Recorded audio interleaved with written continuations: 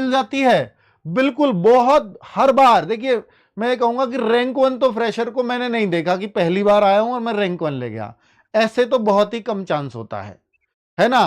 पर first choice बहुत बार ऐसा है कि पहली बार में ही फर्स्ट चॉइस लेके जाते हैं बच्चे, पहली बार एसएससी जीडी दिया है और इससे पहले कोई एग्जाम नहीं दिया, क्योंकि सबसे कम एज में यही दिया जाता है।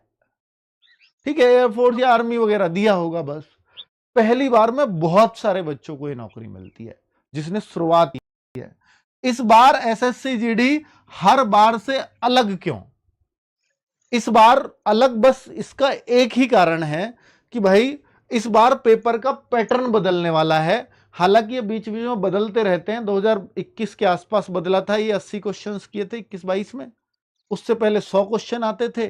और अब इन्होंने क्या, सेक्शनल टाइमिंग चूंकि सब में हो रहा है, हो सकता है एसएससी जीडी में भी हो, पर ये पक्का नहीं है।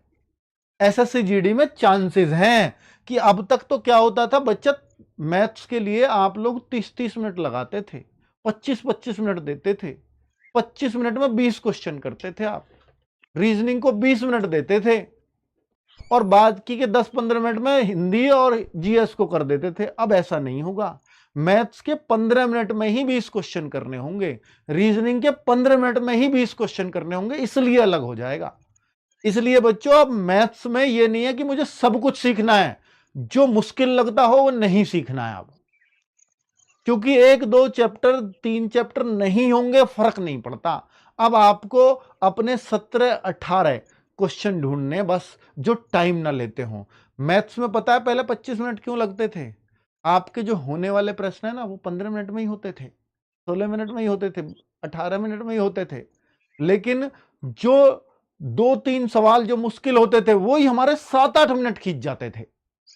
इस बार वो 2-3 जो मुश्किल वाले सवाल है, उनको हमें छोड़ना सीखना है, फिर आपको टेंशन नहीं है, वही हम सिखाएंगे। वो कैसे पॉसिबल है? क्योंकि ये नोटिफिकेशन से क्लियर होगा कि ये ऐसा पैटर्न इसमें भी अपना रहे हैं या नहीं अपना रहे हैं। जब ये एसएससी जीडी में ऐसा पैटर्न अपना देंगे, तो अक्टूबर से हम हर रोज आपकी सिर्फ यही प्रैक्टिस कराएंगे, पर उससे पहले आपको सिलेबस कंप्लीट करना होगा। हम मॉक टेस्ट में आपको रोज 15 मिनट का मैथ्स करने को देंगे, 20 क्वेश्चंस को करके दिखाओ, और करके खुद भी दिखाएंगे यहां कि भाई छोड़ा ऐसे जाता है, इसको छोड़ना बच्चों। जब बोर्ड में प्रैक्टिस कराएंगे तो हम ये भी एसएससी जीडी की थोड़ी प्लानिंग वे में तैयारी करनी पड़ेगी। एसएससी जीडी 2027 में कितनी वैकेंसीज आएंगी, ये बहुत बड़ा सवाल है बच्चों आपका। मैं इसको ही क्लियर कर देता हूं पहले कि एसएससी जीडी में कितनी वैकेंसी 2027 में आएंगी। अगर मैं इसको देखूं तो बच्चों, ये इन्होंने रिक्त पद बताए थे और ये राज्यसभा में क्वेश्चन उठा था 11 फरवरी 2026 का ही है।